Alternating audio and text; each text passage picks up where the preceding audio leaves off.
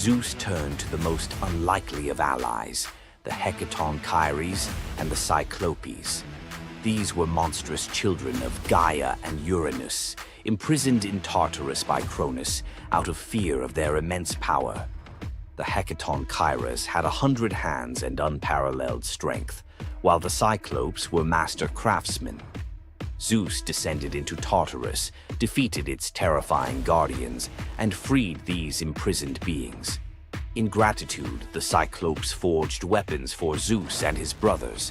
Zeus received the thunderbolt, Poseidon the trident, and Hades a helmet of invisibility. With these tools and the raw power of the Hecatonchires, the Olympians finally had the upper hand. The final clash of the Titanomachy was a cosmic spectacle. The Titans, led by Cronus, unleashed their full fury, shaking the very foundations of the universe. Mountains crumbled, seas boiled, and the skies erupted in chaos.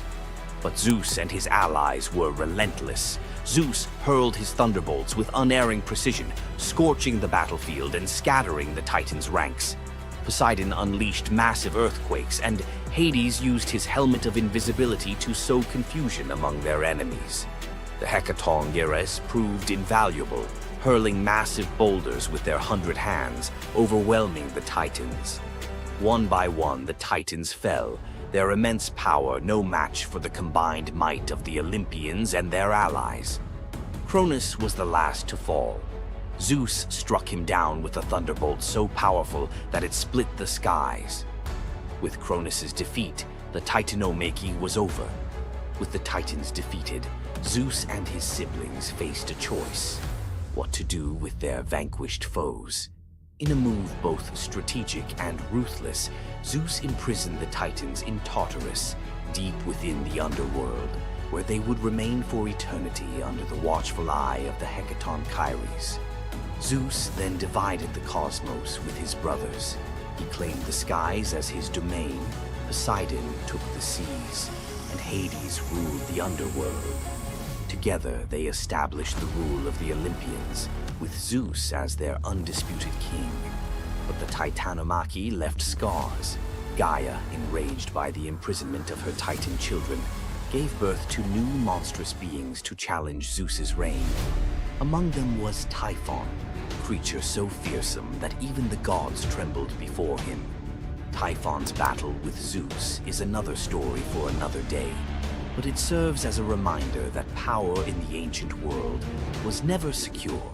Zeus's rise to power marked the beginning of a new era, but his reign was anything but peaceful. While he was the king of the gods, his rule was marked by constant challenges, from rebellious mortals to jealous deities and his own unquenchable desire for love and control.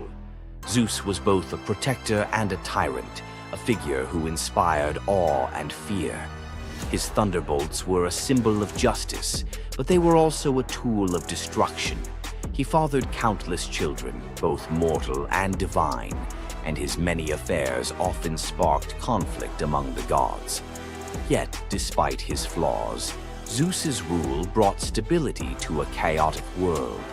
Under his reign, the gods established order, overseeing the realms of humans and maintaining the delicate balance between earth, sea, and sky. The myth of Zeus and the Titanomachy isn't just a tale of war. It's a story about the cycles of power and rebellion. Just as Zeus overthrew Cronus, who had overthrown Uranus, Greek myths suggest that even the mightiest rulers are vulnerable to the forces of change. Zeus's story reminds us that leadership comes with its own set of challenges. It's not just about gaining power, it's about maintaining it, often at great cost. Zeus's rise to power is one of the most thrilling tales in mythology, filled with battles, alliances, and sacrifices. But what do you think? Was Zeus a just ruler, or was he simply another tyrant destined to fall like the Titans before him? Let us know your thoughts in the comments below. Don't forget to like this video if you enjoyed this dive into Greek mythology, share it with fellow myth lovers, and subscribe to our channel for more epic tales from the ancient world. Until next time, remember, the gods may rule from above, but their stories remind us of the struggles we all face below. You thought fairy tales were magical. Think again. The real origins of these classic tales are disturbing, gruesome, and filled with horror. Many of these stories have been sanitized for modern audiences, but their original versions were filled with betrayal, curses, and brutal consequences. From Pinocchio's horrifying fate to the true story of Bluebeard, let's dive into the darker side of fairy tales that history tried to erase. Fairy tales weren't always about happily ever after. Many of them were cautionary tales, warning of real dangers, human cruelty, and supernatural horrors. 1. The original Pinocchio, a gruesome fate. Before Disney made him a lovable puppet, Carlo Collodi's original Pinocchio was a terrifying little troublemaker. Instead of learning his lesson, he was hanged from a tree by a group of bandits, left to suffocate as a punishment for his misdeeds. 2. Bluebeard, the serial killer's tale. Bluebeard was not a misunderstood nobleman. He was a full-blown serial killer. In Charles Perrault's version, Bluebeard marries multiple women and forbids them from entering one locked room. When his latest wife disobeys, she discovers the corpses of his past wives hanging from hooks. He nearly kills her too, but she's saved at the last second by her brothers. Some believe this gruesome tale was inspired by real-life figures like Gilles de Rais, a nobleman convicted of horrific crimes. 3. The Pied Piper, a tale of mass disappearance. The Pied Piper of Hamelin was not just about a man who played music to lead away rats. He also took the children. In some versions, the town refuses to pay him for his services, so he takes revenge by luring all of their children into a cave, where they are never seen again. Historians believe this could be based on a real event, where an entire group of children from Hamelin mysteriously vanished in the Middle Ages. 4. Rumpelstiltskin, a vengeful trickster. In the original versions of Rumpelstiltskin, when the young queen guesses his name, he doesn't just leave. He flies into a rage so intense that he tears himself in half. In some versions, he stomps on the ground in fury, falling into a pit and disappearing forever. His obsession with taking the queen's child has led some to believe he wasn't just a trickster, but something far darker. 5. The Robber Bridegroom, a wedding night nightmare. This lesser-known grim tale tells the story of a young woman forced to marry a wealthy man. Suspicious of her husband-to-be, she follows him to his home, only to discover that he and his band of robbers murder and eat women. She watches in horror as they butcher a young girl, cutting her into pieces. Luckily, she escapes and exposes them, leading to their execution. 6. The Juniper Tree, a tale of cannibalism and revenge. One of the most horrifying grim fairy tales, The Juniper Tree tells of a stepmother who decapitates her stepson, cooks his body, and feeds it to his unsuspecting father. The boy's sister buries his bones under a juniper tree, and from the tree the boy returns as a vengeful spirit, transforming into a bird and dropping a millstone on his stepmother, crushing her to death. 7. The Girl Without Hands, a story of betrayal and survival. In this disturbing fairy tale, a poor man accidentally sells his daughter to the devil in exchange for wealth. When she resists the devil's temptations, her own father chops off her hands to fulfill the bargain. Eventually, she escapes, gains magical silver hands, and finds a happier fate, but not before enduring unimaginable suffering. Why were these stories so disturbing? Fairy tales weren't just for children. They were warnings, morality lessons, and sometimes outright horror stories meant to instill fear and obedience. Over time, many of them were altered, softened, or rewritten to make them more acceptable. Which of these dark fairy tales shocked you the most? Want to uncover more forgotten stories and chilling legends? Subscribe now and dive into the forgotten history of fairy tales. What would you do if you gave up everything for love, only to be betrayed by the one you trusted most? In the Greek myth of Medea, love led to ultimate revenge, and the consequences were deadly. Let's dive into this tragic tale. Medea, a sorceress of immense power, fell in love with Jason, the leader of the Argonauts, when he came to her homeland seeking help. Medea, who was deeply in love with him, used her magic to aid him in his quest for the Golden Fleece. She betrayed her own family, murdered her brother, and helped Jason achieve his goal, all out of love for him. Once Jason had the fleece, Medea fled with him to Greece, where they started a life together. But as time went on, Jason's love for Medea faded. He decided to marry Glauce, the daughter of Creon, the king of Corinth, in an effort to secure a more powerful position. Medea, heartbroken and furious at the betrayal, decided to exact her revenge. She used her powers to craft a poison so deadly that it would burn Glauce alive when she put on a beautiful dress that Medea had sent her as a gift. But Medea didn't stop there. In her grief and rage, she murdered her own children, Jason's children, to ensure he would suffer the most for his betrayal.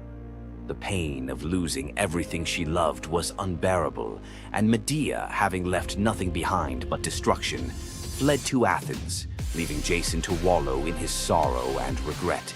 Medea's story is a tragic reminder of the destructive power of betrayal and the extreme lengths to which love can drive someone.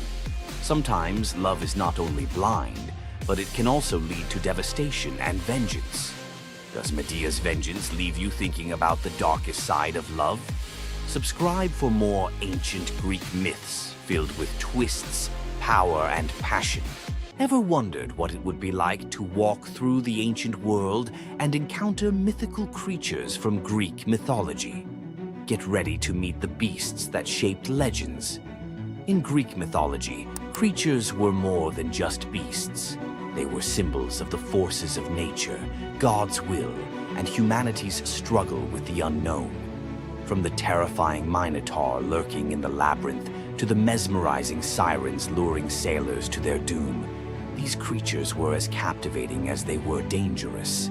The mighty Hydra, with its multiple heads that regrew each time they were cut off, was a symbol of unstoppable power. The Cerberus, the three-headed dog guarding the gates of the underworld, represented the barrier between life and death. But not all mythical creatures were monsters. The graceful Pegasus, a winged horse born from the blood of Medusa, symbolizes freedom and the pursuit of the heavens. These creatures still live on in our stories, haunting the shadows of ancient Greece and whispering through the winds of time. Which Greek mythological creature fascinates you the most? Share your thoughts and don't forget to subscribe for more legendary tales from Greek mythology. Imagine being one of the greatest hunters in the world, known for your unmatched speed and skill. But despite all your abilities, your destiny is determined by a simple golden apple. Let me tell you the tragic tale of Atalanta, the huntress who couldn't escape her fate. Atalanta was abandoned at birth by her father, Zeus, who didn't want a daughter. Left to die in the wilderness, she was raised by a she-bear, learning to hunt and survive. As she grew, Atalanta became a legendary warrior, her skills in hunting unmatched. But no matter how great she became, she could never escape one thing: her prophecy. A prophecy foretold that Atalanta would only marry a man who could outrun her in a race. As the years went by, many suitors came, eager to win her hand. But Atalanta, fiercely independent, defeated them all. Her speed was unbeatable, and no man could match her skill. Then came Meleager, a brave hero who had heard of Atalanta's strength and beauty. Unlike the others, he didn't boast about his abilities. Instead, he came prepared with a plan. Meleager, knowing Atalanta's curse, asked the goddess Aphrodite for help. She granted him 3 golden apples, which he used to distract Atalanta during their race. As Atalanta raced ahead, confident of her victory, Meleager tossed the apples one by one in her path. The golden apples were so beautiful, they distracted Atalanta just enough to slow her down. In the end, Meleager won the race, and Atalanta was forced to marry him, despite her reluctance to give up her independence. But the story doesn't end in happiness. Atalanta and Meleager's marriage was plagued with regret. Atalanta, still driven by her need for freedom, felt trapped by the very love she couldn't escape. And in the end, Meleager, whose destiny was also marked by the gods, tragically died before she could ever truly be free. Atalanta's story is a tale of love, fate, and the clash between personal destiny and desire. Despite her unmatched strength and independence, her fate was sealed by love, and her story remains a tragic reminder of how even the most powerful can be brought down by what they cannot control. If Atalanta's bittersweet story of fate and love left you in awe, subscribe for more untold Greek myths and the heroes who shaped the ancient world. You've heard of a goddess whose beauty was unmatched. But what if I told you that her beauty wasn't what it seemed? In fact, her allure led to some of the darkest consequences in ancient myth. This goddess, adored by many, held the power to captivate anyone with a mere glance. She was so beautiful that her charm could sway the gods, kings, and mortals alike. But this beauty came with a deadly price. The goddess we're talking about is none other than Aphrodite, the Greek goddess of love and beauty. While she is often depicted as the epitome of grace, sensuality, and allure, her beauty was more of a curse than a gift. Aphrodite's powers extended beyond just physical beauty. Her charm was irresistible, but it came at a cost. Her very presence could bring turmoil. Many heroes and kings fell victim to their obsession with her. Take Paris, for instance. His decision to choose Aphrodite as the fairest of the goddesses set in motion the events that led to the Trojan War. His desire for her beauty caused the death of thousands and the fall of Troy. But Aphrodite's beauty didn't just destroy men, it could break gods too. The tale of her and Ares, the god of war, exemplifies this. While Aphrodite was married to Hephaestus, the god of blacksmiths, her passionate affair with Ares led to chaos among the gods. Her beauty wasn't just about attraction, it caused jealousy, betrayal, and ultimately destruction. Despite her dazzling appearance, Aphrodite was also a figure of deceit and destruction, proving that beauty, when it holds such power, can be dangerous. It's no wonder the ancient Greeks warned that appearances can be deceiving.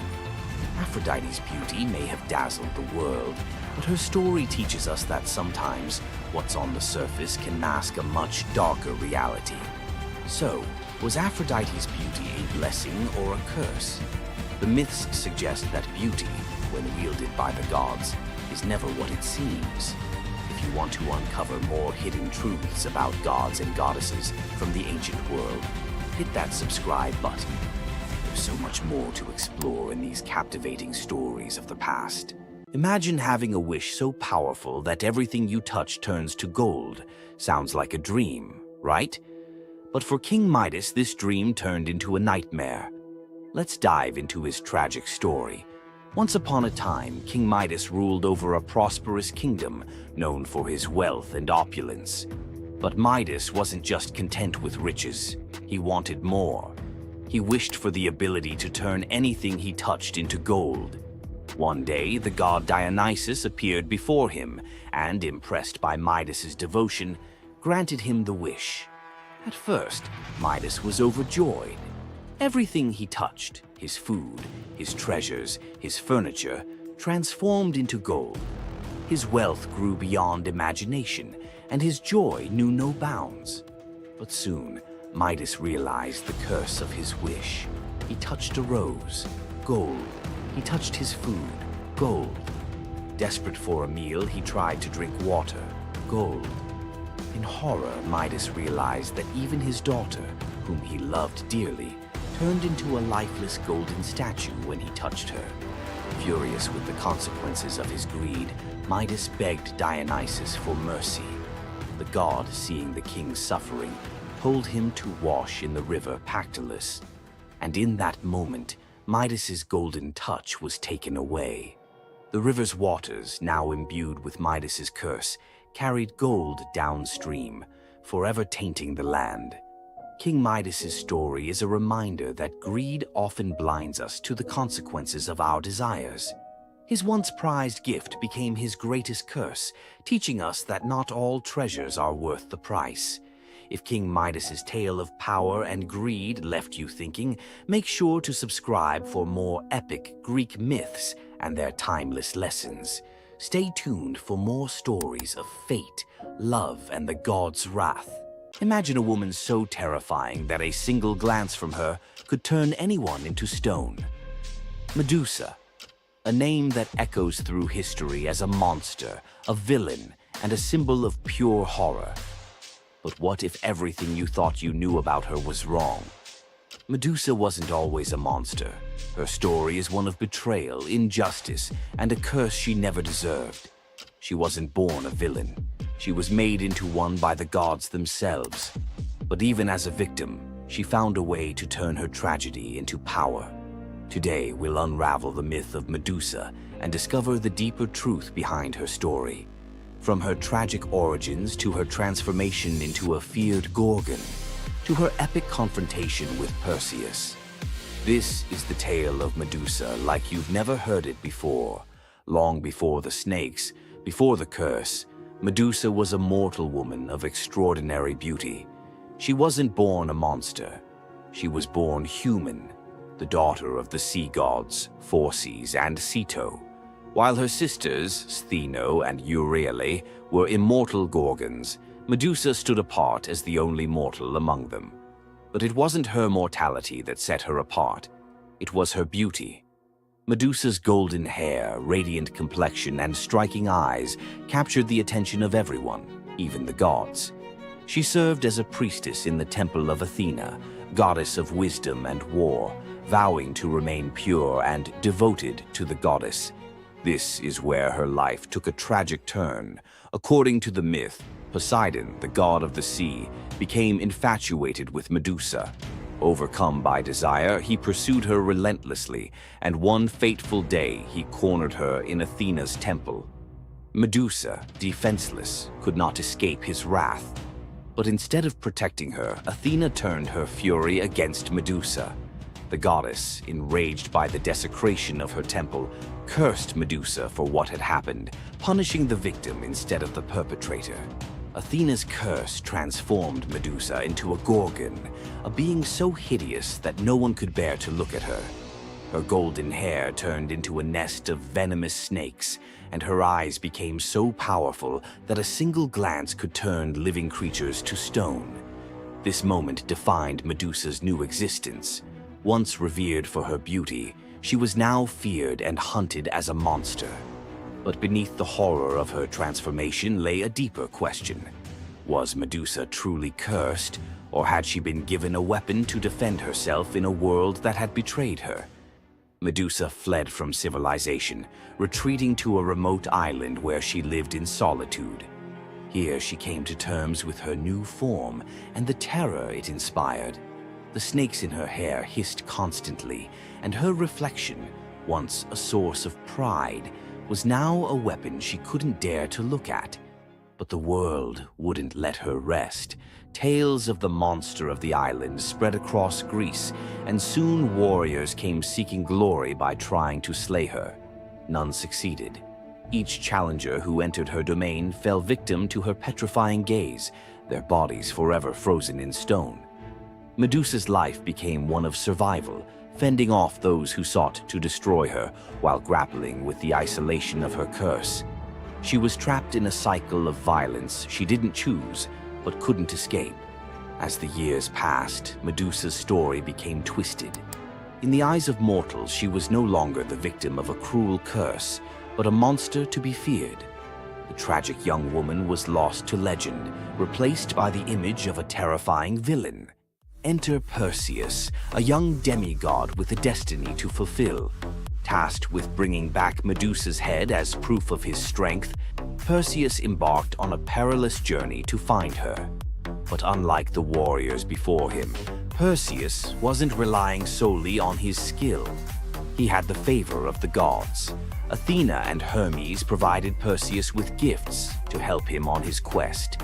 Winged sandals to fly, a reflective shield to avoid Medusa's gaze, and a sword sharp enough to cut through anything. Most importantly, he was given a magical bag to safely carry her severed head. Perseus's journey to Medusa's lair was filled with danger, but none compared to the final challenge, facing the Gorgon herself. When Perseus arrived, Medusa was sleeping. For the first time in years, she looked peaceful, an almost human reminder of who she once was. But Perseus couldn't afford to hesitate. Using the reflective shield as a mirror, he avoided her petrifying gaze and struck with precision, severing her head in one swift motion.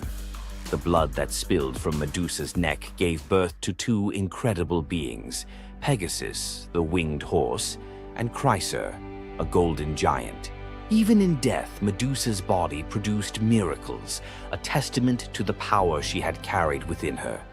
Perseus carried Medusa's severed head back to Greece, where it became both a trophy and a weapon.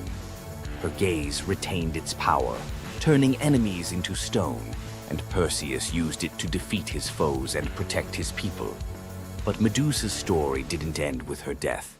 Over time, her image transformed from that of a monster to a symbol of strength and defiance. Women, especially, began to reclaim her story, seeing her as a figure who resisted the gods and survived unimaginable betrayal. Today, Medusa is more than a mythological figure. She's an icon. Her face appears in art, literature, and even modern movements that challenge systems of power and oppression.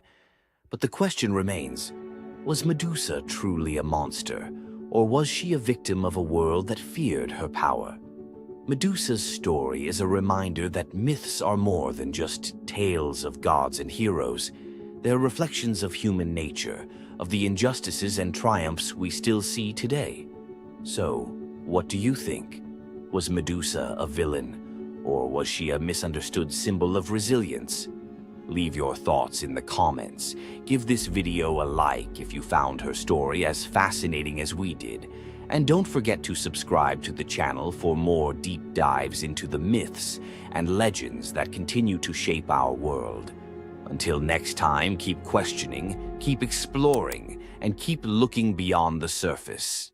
We all know Zeus, king of the gods, whose power seems absolute.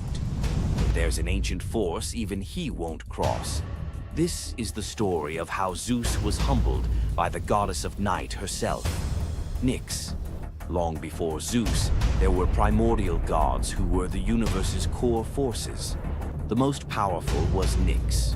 Born from chaos, she is the night. Her domain is the inescapable shadow that falls over the world, and her children are forces like Hypnos, god of sleep, and Thanatos, god of death. Our story starts during the Trojan War.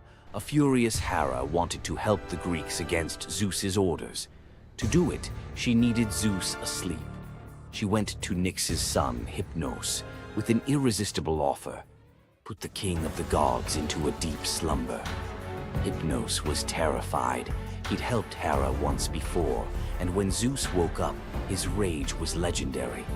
He hunted Hypnos, ready to hurl him into the sea.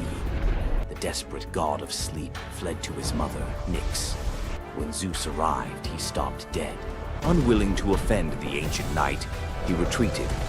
Despite the memory, Hera's new offer was too good to pass up. Hypnos put Zeus to sleep, and Hera got her wish. But this story from Homer's Iliad isn't about the trick. It reveals Zeus's deep, reverent fear of offending night. Nyx's power isn't about force. It's her very essence, a cosmic order he dared not challenge. The clash between Zeus and Nyx wasn't a battle of thunder and shadow, but of authority versus primordial power. Nyx's presence alone was enough to remind Zeus that even he has limits. The brilliant order of the day must always give way to the profound mystery of the night. If you enjoyed this trip into mythology's shadows, like this video and subscribe for more. Comment below on which primordial deity you want to see next. Centaurs. Half man, half horse. Heroes or savages? Think you know the full story? Wait until you uncover the darker side of these iconic creatures. Watch till the end to discover what ancient myths don't tell you about the Centaurs. In Greek mythology, Centaurs were seen as both wild and noble beings.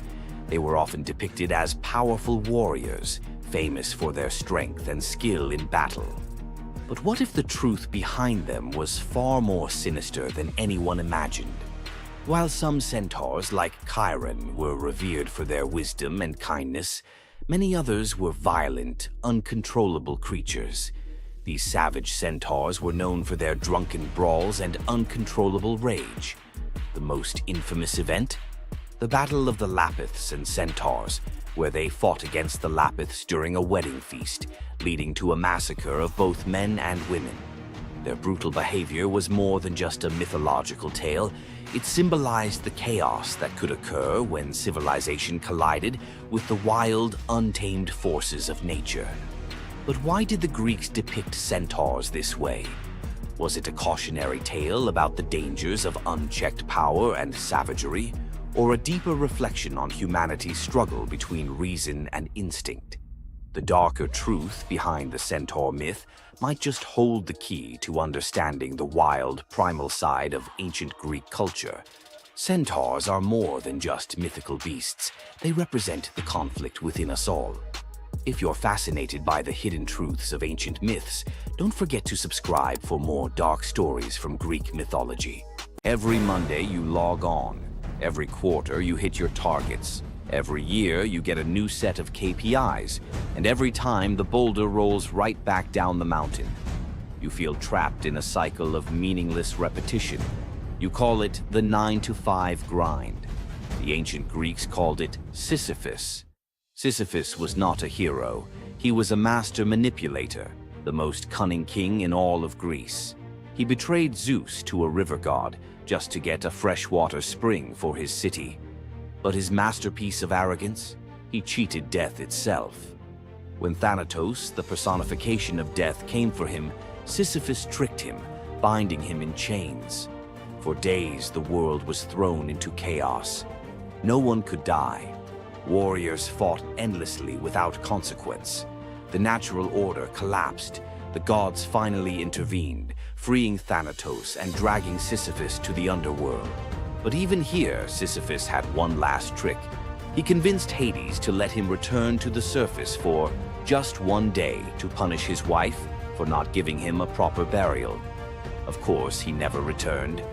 The gods, finally done with his games, devised a punishment that perfectly matched his crime: eternal, meaningless effort. Sisyphus was condemned to push a massive boulder up a steep hill. He would strain, fight, and claw his way to the summit, only for the weight of the universe to drag the rock back down the moment he reached the top. It's the ultimate metaphor for the modern corporate world. You spend 3 months pushing a quarterly report. You reach the summit. You celebrate. Then the boulder rolls down, and the next quarter begins. The goal is never achieved. The progress is an illusion. You are Sisyphus. But here is the revolutionary twist, the secret that transforms the myth. The philosopher Albert Camus saw Sisyphus not as a victim, but as the absurd hero. Sisyphus's freedom doesn't come from escaping the mountain, but from accepting the struggle. The moment he acknowledges the futility, the moment he finds meaning in the push itself, in the sweat, the effort, the sheer defiance of continuing, he defeats the gods. His walk back down the mountain is not a walk of defeat, but a moment of conscious, deliberate choice. It is the moment he chooses to be happy. So, the next time your KPI rolls back down the hill, remember Sisyphus. The goal is irrelevant. The only true freedom is finding joy in the effort, not the outcome. Loki's punishment was brutal. Bound deep within a cavern, his body lashed to 3 jagged rocks with the entrails of his own son.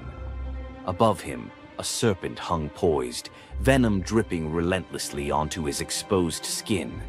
This scene, drawn from the poetic Edda and the prose Edda, became a symbol of both divine vengeance and suffering that echoed through Norse legend. But the gods never counted on one presence: Sigyn, Loki's faithful wife. Her hands trembled as she knelt beside him, catching each drop of poison before it could sear his flesh. Her quiet devotion became a fragile shield against the god's wrath. Why did she choose loyalty over escape? The answer reveals a truth about love that endures even when the world itself seems lost to darkness. Yet before the cavern, before the venom and the silence, there was a betrayal that shook the heart of Asgard. Baldur was the light of Asgard, cherished by gods and mortals alike. His laughter filled the halls, a warmth that even the golden apples of Idun could not rival. When ominous dreams began to trouble him, his mother Frigg, desperate to protect her son, secured oaths from every creature and object in existence never to harm him. All, that is, except the mistletoe, too slight, too innocent to warrant suspicion. Loki saw opportunity in what others dismissed. He fashioned a dart from that fragile branch and sought out Hoder, Baldur's blind brother. "Here," Loki murmured, placing the weapon in Hoder's uncertain grasp, "let me guide your hand." The dart struck its mark. In an instant, Baldur's light was snuffed out, his presence gone from the world. The gods stood in stunned silence, their joy shattered. Loki lingered in the shadows, the faintest smile on his lips, before slipping away unseen. The prose Edda tells us the pyre burned for 9 nights. Baldur's wife, Nanna, overcome with grief, cast herself onto the flames, her spirit entwined with his. The gods heaped treasures upon the funeral bier, Odin's ring Draupnir, Baldur's own ship Hringhorni, to honor him, but no offering could fill the void left behind. The air grew heavy with suspicion. As the smoke twisted skyward, word spread of an old woman whispering to Hoder in the moments before the fatal blow. When Thor forced the truth from a trembling servant, silence fell like a shroud. Loki's name was not spoken, but its weight pressed upon every heart. The gods had tolerated his mischief, his clever lies, even the theft of Sif's hair. But this was different. The poetic Edda names him plainly: Loki, the guileful who brought it about, from which all misfortune came. Odin convened the gods to pass judgment. No mead flowed, no boasts rang out. The All-Father's single eye burned cold as he named Loki Oathbreaker and Kinslayer. Weapons gleamed in restless hands. Even gentle Friar's fingers tightened around his sword. Loki understood the god's fury. He fled Asgard, his mind racing with schemes. As told in the prose Edda, he built a lodge in the mountains, doors on every side, always watching for his pursuers. Still, he could not outrun their vengeance. Odin's gaze found him, even in hiding. When the gods arrived, Loki tried to slip away, transforming into a salmon to evade capture in the river's swift current. But Thor's grip proved stronger than fate. Dragged back through the gates he once helped raise, Loki passed faces twisted with anger and betrayal. The gods' judgment was swift. The path ahead led not to mercy, but to a place where pain and silence waited in the damp and the dark. They forced Loki into the heart of the earth, a cavern where the air pressed cold and heavy, and every sound echoed off stone walls, slick with damp. Water dripped steadily from above, each drop magnifying the hush that settled over the gods as they set to their grim task. The stench of venom lingered, sharp and persistent, mingling with the iron tang of old blood. Odin's single eye caught the flicker of Skadi's movement. A silent nod passed between them, sealing what would come next. 3 massive boulders, freshly gouged with holes, stood ready. The gods had not brought chains or rope. Instead, they made Loki's punishment a reflection of his own chaos. The prose: Edda tells us they transformed one son, Vali, into a wolf who slew his brother, Nari. With the entrails of Nari turned to iron by the god's will, they bound Loki fast, wrists, neck, thighs, and ankles locked tight against the unyielding stone. As the Völuspá declares, with the guts of his ice-cold son, the killer is bound. Each knot and twist was deliberate, a reminder that his own blood now held him captive. The weight of the rocks pressed into his flesh, a constant ache that would never fade. Skadi stepped forward, her presence sharp as frost. In her hands a serpent writhed, its fangs gleaming. She fixed the creature to a stalactite directly above Loki's face. "For Balder," she said, her voice steady and cold. The serpent's jaws parted, and a bead of venom gathered at its tip. It hung for a moment, then fell. Loki's scream reverberated through the cavern, his body arching in agony as the venom burned into his skin. The pain was relentless, searing into bone, and the world above felt its echoes, earthquakes shaking Midgard, rivers shifting, the roots of Yggdrasil quivering. The gods watched in silence, their faces unreadable. Justice, they believed, had been served. As the serpent's venom continued its slow assault, the rhythm of torment became all-consuming. The next drop formed, poised to fall. Then a figure emerged at the edge of the chamber, a woman, silent, a wooden bowl cradled in her hands. Sigin's arms were blistered, her sleeves stained, but her grip was unwavering as she stepped into the circle of pain. The cavern held its breath. Sigyn knelt, her presence a quiet defiance. The venom hissed into the bowl, wood darkening with each drop. The gods turned away, their judgment complete, but the story within the cavern was only beginning. The bowl rested in Sigyn's hands, its wooden sides polished by hours of silent endurance. She knelt on the cold stone, skirts bunched beneath her, and waited for the serpent's venom to fall. The first drop struck with a hiss, a thin wisp of smoke curling up as Loki's breath caught in his throat.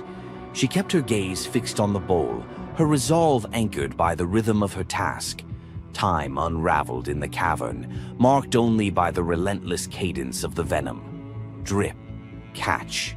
The liquid sizzled as it struck the wood, the heat seeping through Sigyn's calloused palms. Each shift of her grip was subtle, a quiet adjustment to keep the bowl steady as her arms ached. Above, the serpent's shadow twisted over the stone, its coils unmoving, its venom gathering in slow, deliberate drops. Loki whimpered, bracing for pain that had become his constant companion.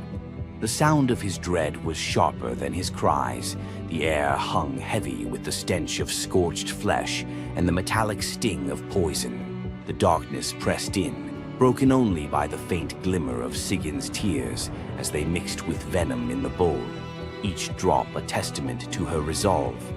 The silence between drops was punctuated by Loki's ragged breaths and the distant echo of water dripping from the cavern walls. Sigyn's world narrowed to the weight in her arms and the threat above. The bowl filled, the venom rising perilously close to the rim. Sigyn's muscles trembled, but she did not let her grip falter. When at last the bowl brimmed, she had no choice but to turn away. In that brief moment, as she emptied the venom onto the rocks, Loki's body convulsed, his scream raw and unrestrained. The poison ate into the stone, leaving blackened scars as Sigyn hurried to wipe the bowl clean and return to her vigil. For time beyond reckoning, Sigyn remained. The myth offers no window into her thoughts, only the image of her kneeling, unwavering as Loki's mind splintered under the weight of his agony. Was she remembering laughter in sunlit halls, or simply unable to imagine leaving him alone in the dark? The venom's rhythm never changed. The bowl would fill. Loki would suffer. Sigyn would endure. In the hush that followed each scream, a question lingered, one that neither gods nor mortals could answer. Love in the dark was never simple. While the gods turned away, Sigyn remained, her presence reshaping the meaning of Loki's punishment. His betrayals had echoed through Asgard, yet her loyalty was a force the gods never expected. The Eddas offer no window into Sigyn's thoughts, recording only her actions. Blistered hands, a steady bowl, venom caught before it could sear flesh. This silence leaves space for us to wonder. Was it love that held her there, or a deeper sense of duty, something older and more enduring than the gods' own laws? Loki, once the master of deception, now depended on the mercy of the one he had so often left in the shadows. When the bowl overflowed and Sigyn turned away, each drip crept like fire through him, twisting his features in agony. His eyes, when they met hers, flickered with both gratitude and resentment. He needed her, but the venom's torment mingled need with bitterness. Still, Sigyn returned every time, catching the next drop before it could fall. The myths do not say what passed between them in those moments, only that she stayed, her resolve unbroken. Scholars often call Sigyn the embodiment of loyalty, the ultimate symbol of spousal devotion. Yet, her sacrifice was more than an act of love. It was a quiet rebellion. By kneeling in the cavern, she defied the gods' vision of justice. Odin had crafted Loki's punishment to be absolute, to break him alone in the dark. Sigyn's refusal to abandon her husband became a shield, her presence a silent protest that denied the gods complete victory. The Eddas never assign her a motive, leaving modern readers to fill the silence with their own questions and interpretations. Was her endurance an act of compassion or a challenge to the order imposed by the gods? Each drip marked the passage of time, each bowlful a measure of suffering and steadfastness. Loki's laughter, once quick and sharp, faded into broken gasps. His words, sometimes curses, sometimes pleas, found no purchase. Sigyn's hands grew raw and ruined, but she did not falter. The cycle of pain and mercy continued, unbroken. In the end, it was not just Loki who endured the gods' punishment.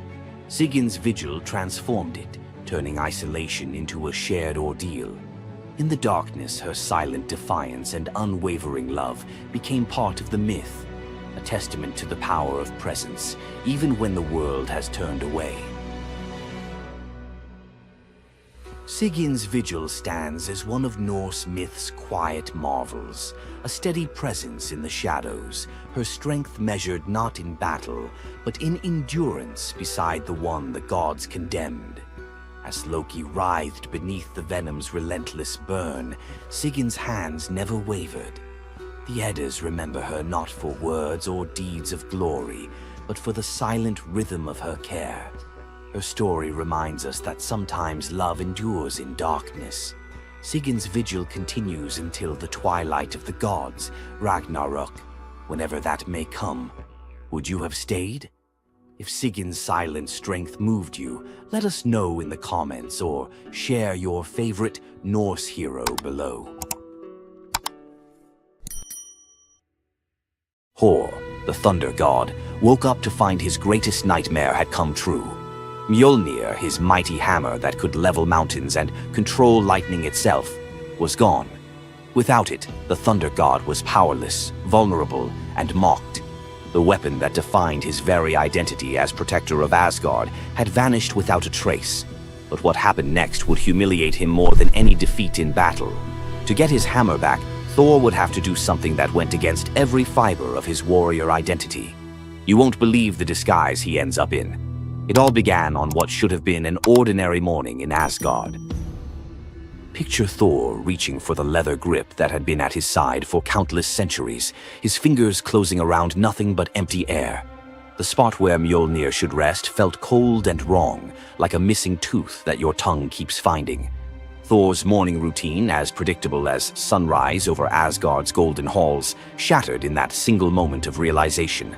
The hammer forged by dwarven masters, the weapon that could summon lightning and level mountains, had vanished without so much as a whisper of sound. The initial shock hit Thor like a physical blow. His hand remained suspended in space, still reaching for what wasn't there. Then panic crept in, cold and relentless.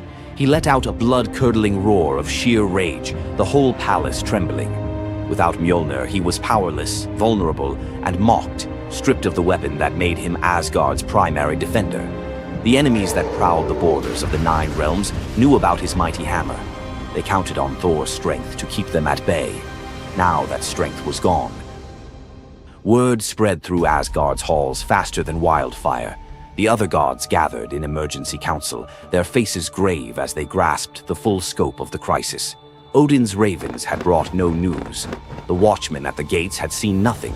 Mjolnir had simply disappeared, as if it had never existed at all.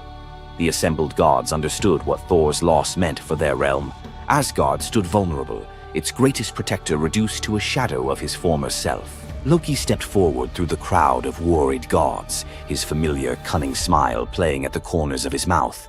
He offered to investigate the theft using his shape-shifting abilities, volunteering to venture where other gods could not go undetected. The council accepted his proposal immediately, desperate for any lead in their search. Thor watched his brother prepare for the mission, knowing that Loki's success or failure would determine his own fate. Loki first borrowed Freya's magic feathered coat, allowing him to fly in falcon form to Jotunheim without raising alarms. Each dead end pushed Thor deeper into desperation. He imagined facing his enemies defenseless, their laughter echoing as they realized the thunder god carried no thunder. The trail finally led to the most dangerous territory of all, Jotunheim, the realm of the giants. Loki strode into the council chamber with the confident gait of someone who had solved a mystery, but his expression carried an ominous weight. The giant Thrym, lord of the frost giants, had openly boasted about his theft from his massive throne of ice and stone. He had buried Mjolnir 8 leagues beneath the frozen earth of his realm, thrice deeper than any giant's hall, he claimed, placing it where even Thor's strength would be useless. Thrym had what he thought was a simple demand for the Norse gods. He wanted the beautiful goddess Freya as his bride in exchange for the hammer's return. The giant had fixated on her legendary beauty and grace, convinced that possessing both Mjolnir and the goddess of love would make him the most powerful being in all the 9 realms. His arrogance knew no bounds as he described his elaborate wedding plans to Loki, speaking of golden halls and feasts that would last for weeks. Thrym believed the gods had no choice but to accept his terms. When Loki spoke to the council about Thrym's demand, the council fell silent. Freya's reaction shattered the tense quiet that followed Loki's report, causing her rage to break the Brysinger necklace, its gems scattering across the floor in glittering fragments. She declared she would rather throw herself into the deepest ocean than marry the frost giant who dared make such a demand. The gods found themselves trapped in an impossible situation. They could sacrifice one of their most beloved goddesses to a giant's lust, or they could leave Thor permanently weakened and Asgard vulnerable to every enemy that prowled the borders. The council erupted in frantic debate. Some suggested launching a full assault on Jotunheim, but Thrym's fortress was impregnable and his army vast. Others proposed trickery or negotiation, but every path led to either devastating war or humiliating surrender. Heimdall, the far-seeing guardian who watched over the Rainbow Bridge, had remained silent throughout the heated discussions. When he finally spoke, his words stopped every conversation in the hall. His suggestion was so outrageous, so completely unthinkable, that even Loki's jaw dropped open in shock. The gods stared at Heimdall as if he had lost his mind, but they were out of other options. What he proposed, however, would challenge everything Thor stood for as a warrior. Heimdall's words hung in the air like a challenge to the very foundations of Norse honor. The far-seeing god had suggested that Thor disguise himself as a bride and infiltrate Thrym's wedding feast to recover Mjolnir. He spoke with calm authority, tie housewife's keys about his waist, and pin bridal jewels upon his breast. The idea was so fundamentally opposed to Norse concepts of masculine honor that Thor's initial response shook the very walls of Asgard. He declared the plan preposterous and swore he would never hear the end of it if word spread that the Thunder God had dressed as a woman. The assembled gods watched in tense silence as their mightiest protector wrestled with a challenge that could not be solved through brute force or lightning strikes. They had already considered launching a full assault on Jotunheim, but Thrym's fortress was impregnable and his army vast. No other choice remained. Thor paced the hall like a caged wolf, his massive fists clenched as he grappled with the impossible choice between his warrior's pride and his duty to protect Asgard. Every instinct in his body rebelled against the idea of abandoning his identity as a fearsome warrior to play the role of a delicate bride. Loki stepped forward with barely contained excitement, volunteering to accompany Thor as his maidservant. The trickster god's eagerness to participate in this elaborate deception revealed his true nature. While Thor struggled with the concept, Loki was already plotting the specifics of costumes, mannerisms, and the lies they would need to maintain throughout their dangerous mission. The transformation began with layers of bridal linen draped over Thor's massive frame. Servants brought forth delicate jewelry, housewife's keys that symbolized domestic authority, and a dainty hood for his head. Finally came the precious necklace of Brisingar. Each item added to the disguise felt like another blow to Thor's warrior identity. When he finally looked at his reflection, the god of thunder saw an unconvincing bride staring back at him. Thor finally accepted the plan because no alternative existed.